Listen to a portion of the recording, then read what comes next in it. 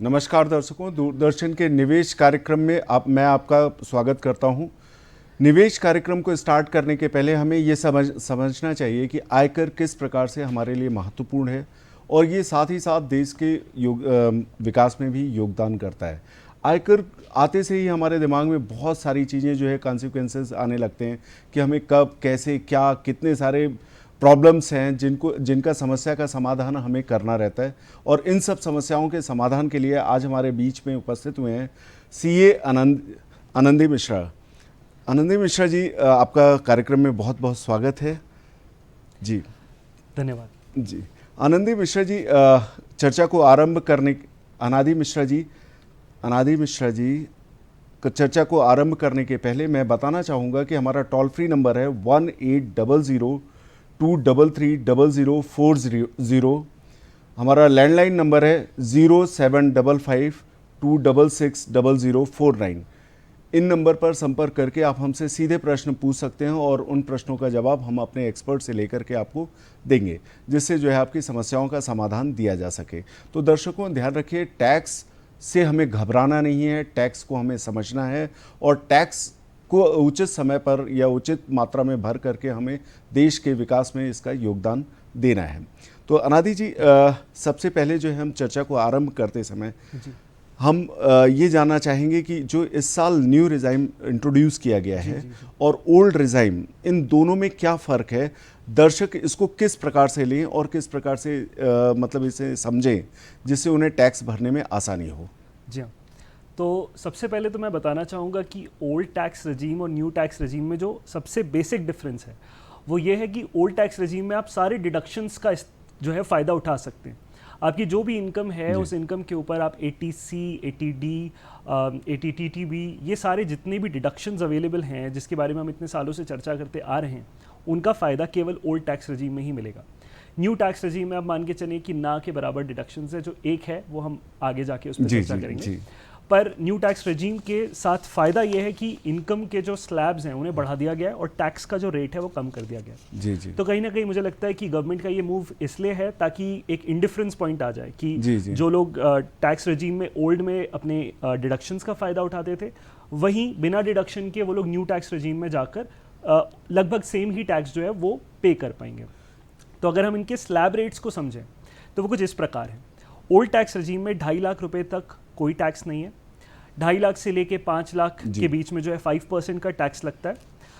5 लाख से लेके 10 लाख के बीच में जो है वो सीधा 20% टैक्स होता है। एंड देन उसके ऊपर यदि कोई व्यक्ति जो है वो इनकम अर्न करता है तो पूरा 30% के हिसाब से टैक्स कर दिया जाता है। जी।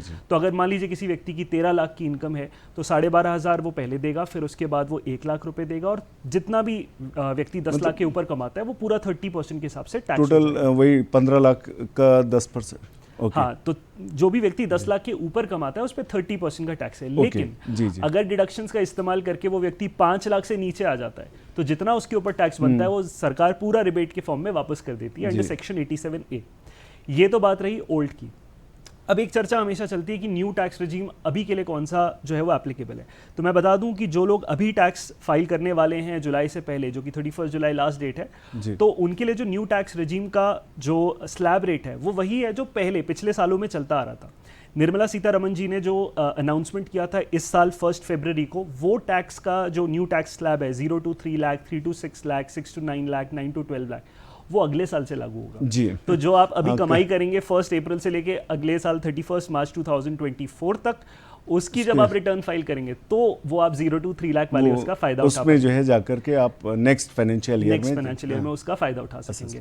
तो आम तौर पे जो 7.5 लाख रुपए जो लोग कमाएंगे, 7,50,000 तक अगर आपकी इनकम है तो आप न्यू टैक्स रजीम में फायदा उठा सकते हैं क्योंकि 52,500 आपके लेस हो जाएंगे। 50,000 का स्टैंडर्ड डिडक्शन और 2,500 रुपए का जो आपका प्रोफेशनल टैक्स है तो जो व्यक्ति 7 लाख रुपए से नीचे आता है वो न्यू टैक्स रेजिम में डायरेक्टली अपना ITR फाइल करें और जितना आपका टैक्स बनेगा सरकार पूरा आपको उसे वापस कर देगी। तो जो रिबेट अभी 5 लाख तक है वो अगले साल के न्यू टैक्स रेजिम में 7 लाख रुपए तक मिल जाएगा। तो उसमें फायदा रहेगा। हमसे एक कॉलर जुड़ चुके हैं, नंद स्वरूप मिश्रा जी। नंद स्वरूप मिश्रा जी नमस्कार। नंद स्वरूप जी।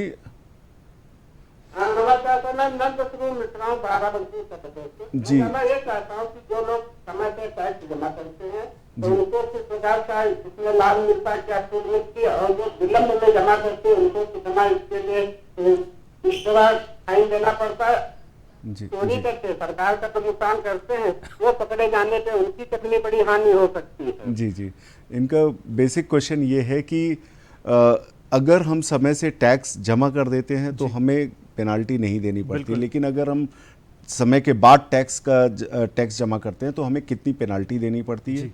और वो ये उनका कंसर्न ये भी है कि हम गवर्नमेंट के साथ जो है ठीक नहीं कर रहे हैं, गवर्नमेंट का नुकसान कर रहे हैं। सबसे अच्छी बात तो ये है। जी इसका जवाब जो है वो ये रहेगा कि अगर हम एक सैलरीड पर्सन की बात करें या इनफैक्ट किसी भी व्यक्ति की बात करें तो TDS के प्रोविजंस तो अप्लाई होते ही हैं। TDS का मतलब होता है टैक्स डिडक्टेड एट सोर्स। तो आप मान के चलेंगे जो आपका टैक्स आपको सरकार तक पहुंचाना है वो आपकी इनकम से कटकर पहले ही सरकार तक पहुंच चुकी है। पर कुछ केसेस ऐसे भी होते हैं जहां पे TDS नहीं काटा जाता या कम काट लिया जाता है, तो ऐसे केस में TIPLA ये प्रोविजंस लगाए जाते हैं। इसमें इंटरेस्ट भी लगता है, इसमें पेनल्टी भी लगती है, इसमें लेट फीस भी लग सकती है, इसमें कोई भी और अलग तरीके के जो है वो अमाउंट्स भी लगते हैं। तो आप मान के चलिए 1% से लेके 5% तक जो है वो आपको टैक्स अधिक देना पड़ेगा अगर आप विलंब करते हैं या देरी से टैक्स पे करते हैं। मैं ये भी बता दूं 31 जुलाई जो है वो आखिरी डेट है आपकी ITR फाइल करने के लिए, जिसके बाद अगर आप इससे ज़्यादा लेट करते हैं तो कुछ नहीं तो 1000 रुपये से लेकर 10,000 रुपये तक की पेनल्टी लग सकती है, डिपेंडिंग ऑन आपका जो भी इनकम बनती है जिस स्लैब रेट में जाके आप बैठते हैं टैक्स लायबिलिटी के अकॉर्डिंग। तो उसके ऊपर 1000 रुपए से लेकर 10,000 रुपए आपको ज्यादा देने पड़ सकते हैं अगर आप 31 जुलाई के बाद अपना ITR फाइल करते हैं। और टैक्स अमाउंट पर ब्याज भी लग सकता है क्या? हाँ बिल्कुल, जो अमाउंट है उसी के ऊपर इंटरेस्ट भी लगता है, इंटरेस्ट भी लगेगा एज वेल एज फाइन भी लगेगा लेट फाइल। जी जी जी, तो उस चीज का आपको बहुत ख्याल रखने की जरूरत है। तो मैं समझता हूँ नंद स्वरूप जी आपको आपके प्रश्न का उत्तर मिल गया होगा कि 1 से 10,000 रुपए तक का आपके ऊपर फाइन लग सकता है, जैसा कि हमारे एक्सपर्ट ने बताया, और साथ ही साथ आपकी जो टैक्स लायबिलिटी का कंपटीशन होगा उस पर इंटरेस्ट भी चार्ज होगा। और मुख्यतः नोट करने वाली बात यह है दर्शकों की 31 जुलाई हमारे टैक्स फाइलिंग का लास्ट डेट है, इसका ध्यान रखें, इस समय का सम्मान करें और इससे पहले अपना टैक्स लायबिलिटी जो भी निकल रही है उसको जमा करके कर मुक्त हो। अब बात आती है आयकर में बचत और आम आदमी की आवश्यकता है इसको, मतलब बेसिकली मैं ये समझता हूँ कि आम आदमी को प्रोत्साहित होकर के उत्साहित होकर के जो है टैक्स जमा करना चाहिए, क्योंकि ये उनके देश के इकोनॉमी को सुदृढ़ करने की वाली बात होती है। साथ ही साथ वो कहीं ना कहीं इनडायरेक्टली हमारे पास ही घूम करके आता है। तो इस वजह से मैं ये जानना चाहूँगा, मैं अपने दर्शकों के लिए आपसे जानना चाहूँगा कि इसको प्रोत्साहित करने के लिए आप क्या सलाह देंगे? देखिए, टैक्स की जब भी बात आती है तो हर व्यक्ति ये चाहता है कि हम जो मेहनत कर रहे हैं, हम जो कमाई कर रहे हैं वो खुद के लिए कर रहे हैं। जी जी, देश का भला तो उसमें हो ही रहा है, पर वो हो रहा है हमारे इन्वेस्टमेंट के जरिए। तो कौन से ऐसे इन्वेस्टमेंट्स हैं जिसमें किसी व्यक्ति को अपना पैसा निवेश करना चाहिए ताकि दो चीज़ें हो सकें, सरकार में जो हमारा पैसा है वो सर्कुलेट भी हो, एट द सेम टाइम हमारे टैक्स का भी हमें फायदा मिले रिफंड के फॉर्म में, और हमारे एट द सेम टाइम कुछ अच्छा 9 से 10% 11% का रिटर्न हर साल हमें मिलता भी रहे। मतलब ये तो ब्रेड के दोनों साइड बटर वाली बात हो गई। ये विन विन सिचुएशन है। तो यही विन विन सिचुएशन से अगर हम ताल्लुकात रखें तो कौन से ऐसे डिडक्शंस हैं जिनका हमें फायदा मिल सकता है, हम इनके बारे में अब चर्चा करते हैं। जी बिल्कुल, तो चर्चा को आरंभ करते हैं अपन ATC से। जी बिल्कुल। ATC धारा के अंतर्गत हम किस तरह से टैक्स का लाभ ले सकते हैं, टैक्स एग्जम्पशन का, और भविष्य में हमारा जो टैक्स देना है लायबिलिटी भी कम हो और रिटर्न के फॉर्म में हमको कुछ अमाउंट भी मिले। बिल्कुल। तो ऐसे कौन से योजनाएं होंगी?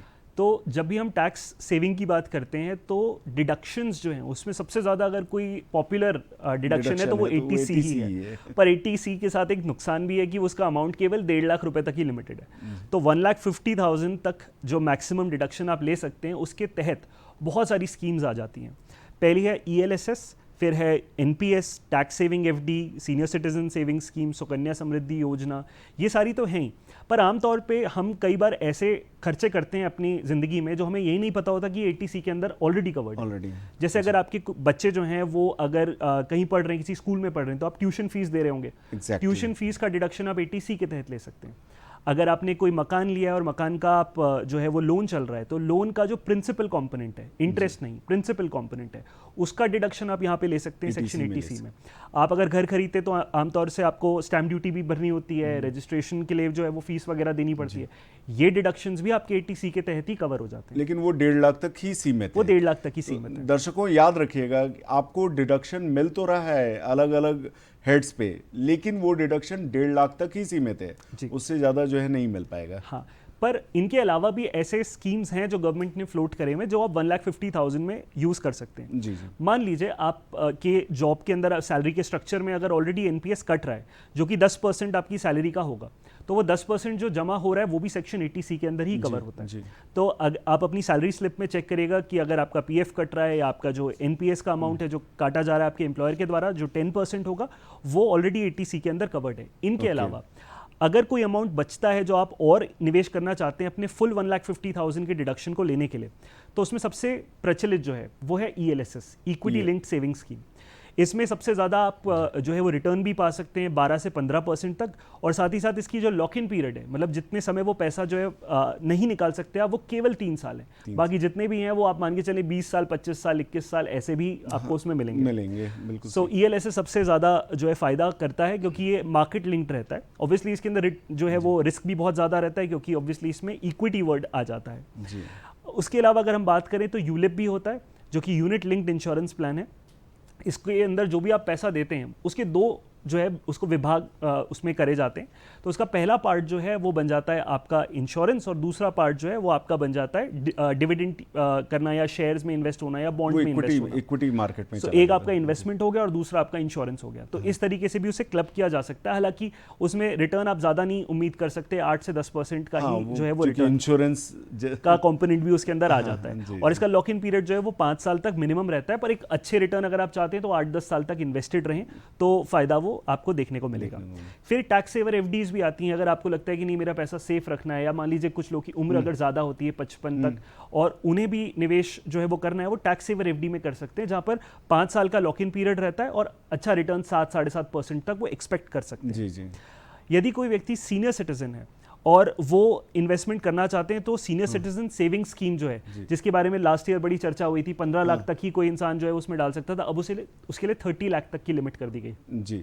हाँ, तो वो व्यक्ति 30 लाख तक एक सिंगल इंस्टॉलमेंट में डाल सकता है, पर ये निवेश जो है वो उनके रिटायरमेंट बेनिफिट्स जितना ही हो सकता है। और इस पर जो रिटर्न अपने को मिलेगा वो टैक्सेबल होगा क्या? नहीं, वो ट्रिपल ही रहता है उसमें, एग्जेम्प्ट। तो बेसिकली लास्ट में जो आपको पैसा मिलेगा, तो सीनियर सिटीजन कृपया ध्यान से समझें इस बात को कि वहाँ पर जो आपको पैसा रिटर्न में आएगा 30 लाख से इन्वेस्ट करने के बाद, प्रधानमंत्री व्यय वंदन योजना, उन सब में जब आप इन्वेस्ट करते हैं जो उसका रिटर्न होगा वो पूरी तरह से एग्जम्प्टेड होगा, कहीं से भी टैक्सेबल नहीं होगा। तो ये भी अपने आप में एक जो है अच्छे इनकम में है। बिल्कुल। और ये 5 साल का लॉक इन पीरियड है जिसे बढ़ाया भी जा सकता है 3 साल से।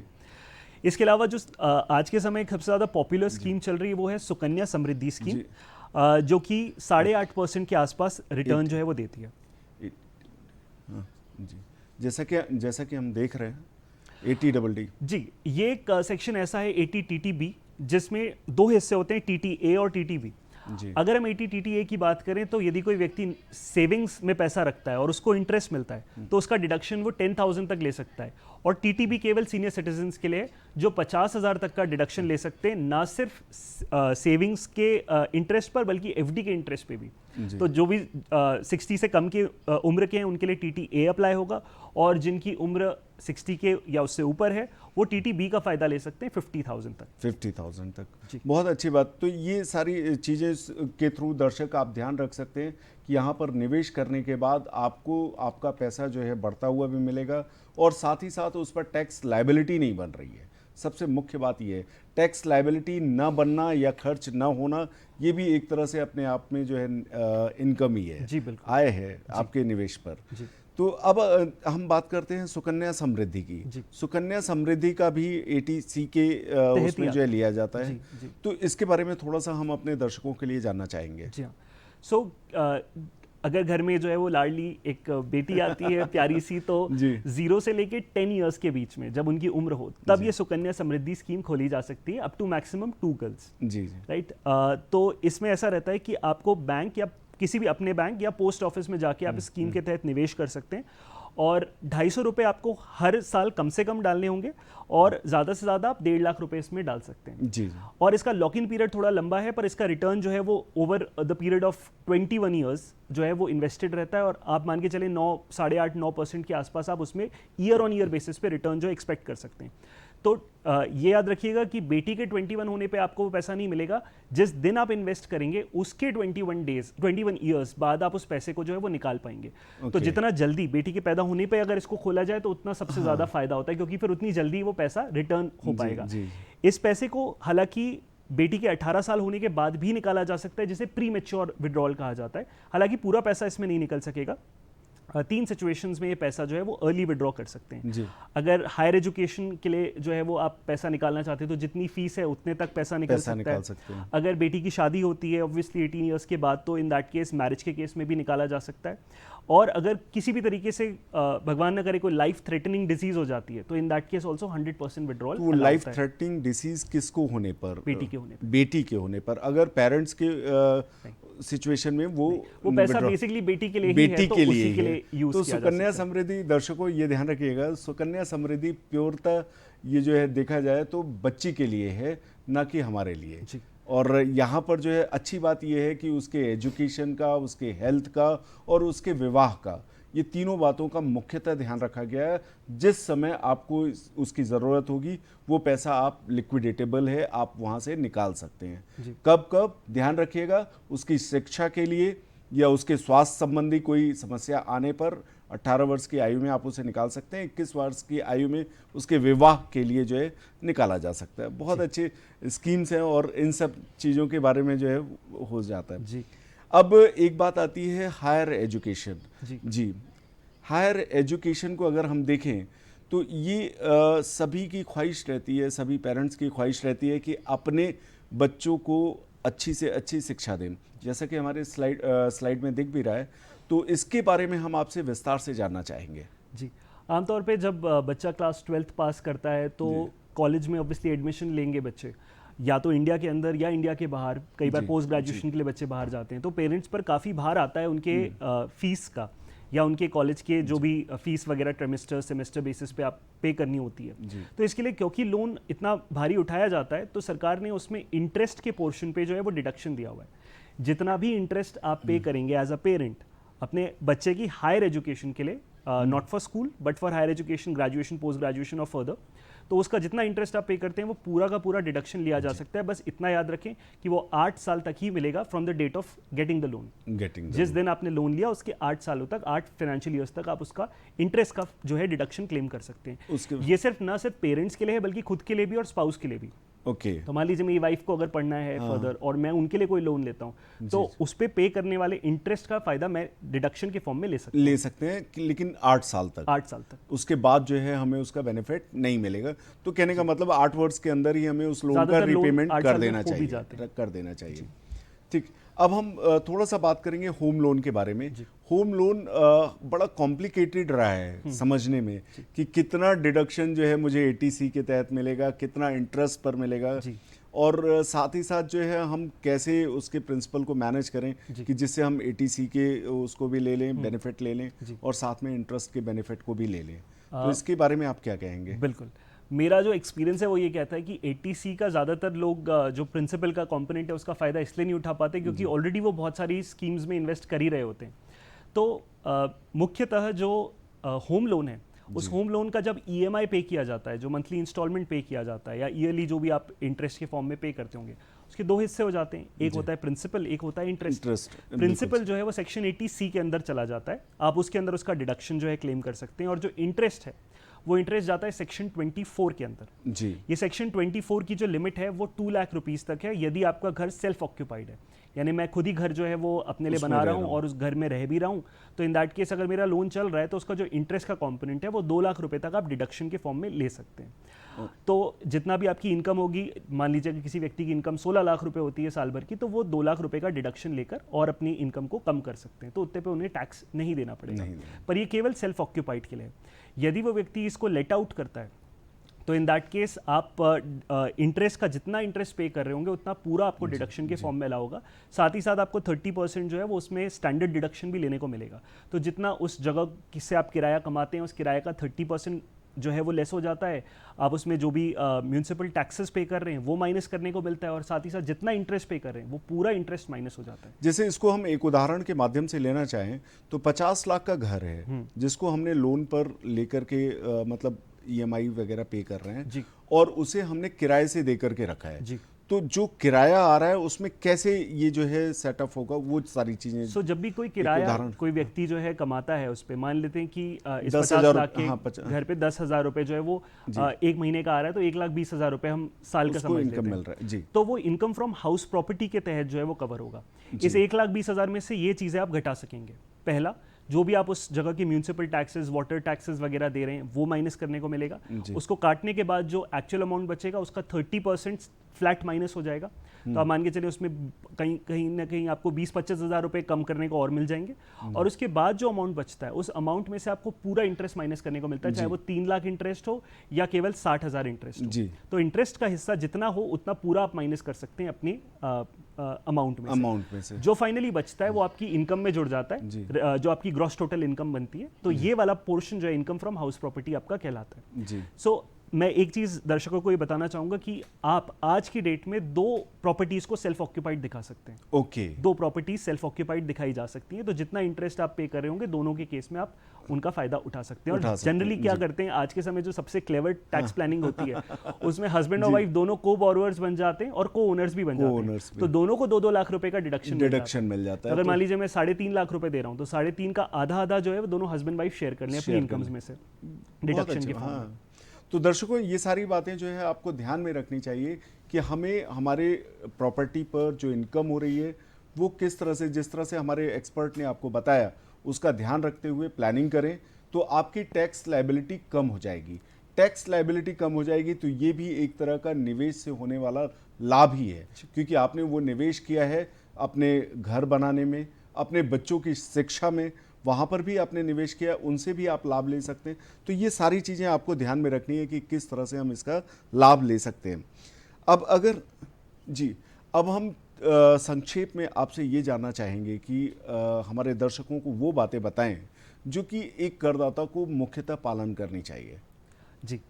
तो आज के समय जो सबसे ज़रूरी है वो आधार और पैन की लिंकिंग जो होनी 31 मार्च तक थी, लेकिन सरकार ने उसमें और समय दे दिया क्योंकि कई ऐसे करदाता थे जिनके आधार और पैन अभी भी लिंक नहीं है। तो आपके माध्यम से मैं ये सभी को बताना चाहूँगा कि 30 जून अब आखिरी डेट है आधार और पैन को लिंक करने के लिए, जिसमें 1,000 रुपए की पेनल्टी भी आपको साथ में अभी देनी होगी।